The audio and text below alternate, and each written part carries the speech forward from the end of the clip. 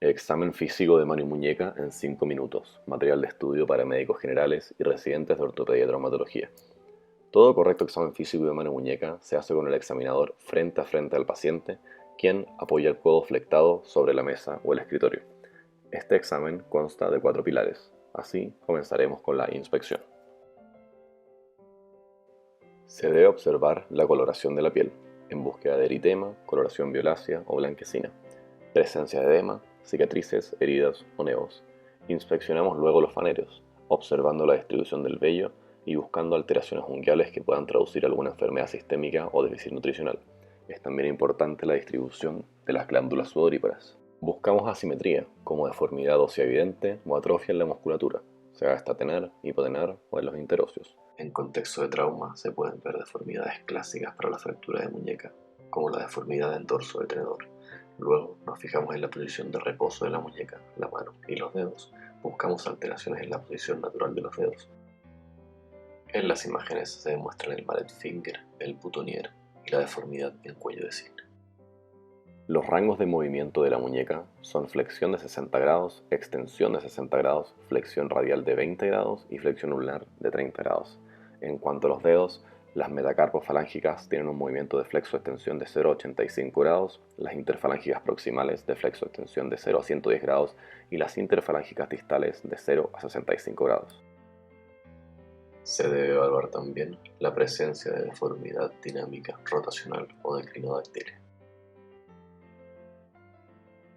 En la palpación buscamos estructuras anatómicas como el estiloides radial y ulnar, la tabaquera anatómica, el tubérculo de Lister, el soft spot, el fibrocartílago triangular, los extensores comunes de los dedos, largo del pulgar, radial del carpo y ulnar del carpo.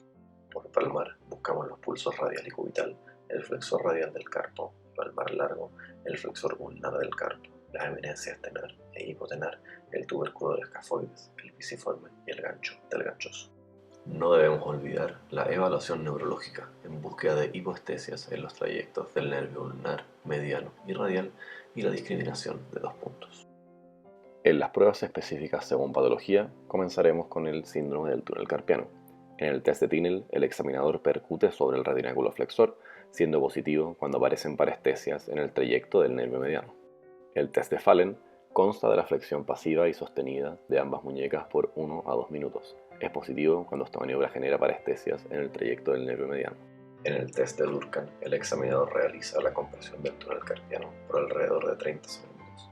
No olvidar evaluar la función motora del nervio a través de la aducción del pulgar. Para el síndrome de atrapamiento del nervio ulnar tenemos el test de Froment, el que se realiza pidiendo al paciente que tome una hoja de papel entre su dedo pulgar y el borde radial del dedo índice. Luego, el examinador hace lo mismo y tira el papel. Se considera positivo cuando el paciente es incapaz de retener el papel e intenta hacerlo a través de la flexión de la articulación interfalángica del pulgar. En el test de Bartenberg se pide al paciente que realice una aducción de los dedos con las demás articulaciones en extensión. Es positivo cuando el paciente es incapaz de aducir el meñique, el cual se encuentra abducido. Para la evaluación de la función motora contamos con el test de entrecruzamiento de los dedos. Otro test que podemos realizar para evaluar esta estructura es el Tinel a nivel del canal de Bouillon. Además, recordemos que el codo es el principal nivel de atrapamiento del nervio ulnar. Para la tenosinovitis del primer compartimento extensor, tenemos el test de Filkenstein, en el que se pide al paciente que apoye el pulgar en su palma y luego forme un puño realizando flexión ulnar. Se considera positivo cuando la maniobra genera dolor en los tendones afectados. Para evaluar la indemnidad del flexor superficial de los dedos, debemos bloquear la flexión de los demás dedos y pedir al paciente que realice la flexión del dedo examinado. En cambio, para evaluar la indemnidad del flexor profundo de los dedos, debemos bloquear la flexión de la articulación interfalángica proximal y pedir al paciente que realice la flexión de la interfalángica distal del mismo dedo. El test de Elson busca evaluar la integridad de la inserción de la banda central del tendón extensor. Se realiza pidiendo al paciente que flecte los dedos alrededor del borde de una mesa y extienda la falange media del dedo examinado en contra de resistencia. Se considera positivo cuando el paciente es incapaz de realizar este movimiento. Para la búsqueda de inestabilidad, contamos con la maniobra de Watson para evaluar el ligamento escafo semilunar. Se debe aplicar presión palmar sobre el tubérculo escafoides, realizando movimientos desde extensión ulnar hacia flexión radial.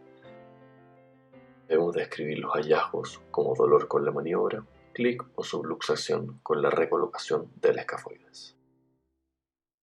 Para la evaluación del fibrocartílago triangular contamos con el test de compresión de la fobia, en el que se realiza presión sobre la zona distal del estiloides ulnar y sirve para identificar lesiones periféricas de esta estructura. Se considera positivo ante el dolor.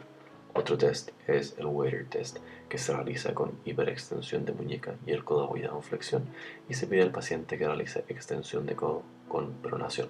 Se considera nuevamente positivo ante el dolor.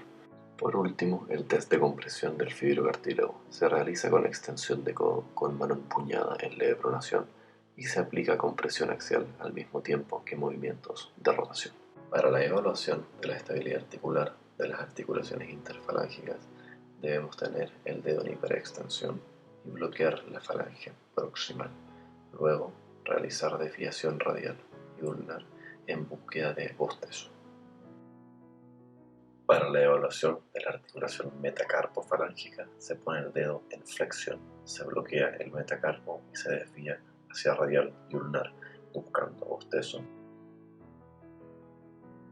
Para la evaluación de la estabilidad del pulgar ponemos el dedo en extensión, bloqueamos el metacarpo y se realiza un movimiento de desviación radial y ulnar. Para todas estas maniobras es importante recalcar que debemos compararlas con el contralateral.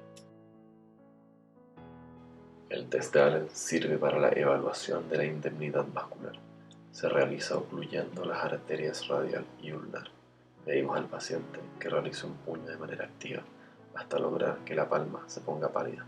Luego soltamos una de las arterias, evaluando así la perfusión. Para evaluar la fractura de escafoides, buscamos dolor a la palpación de la tabaquera anatómica y también a la palpación del tubérculo del escafoides. Otros signos que podemos buscar es dolor a la compresión axial del pulgar y dolor a la radialización de la muñeca.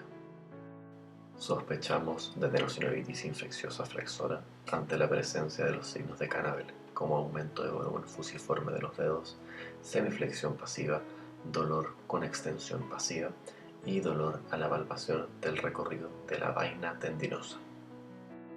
Así damos por finalizado este video. Muchas gracias.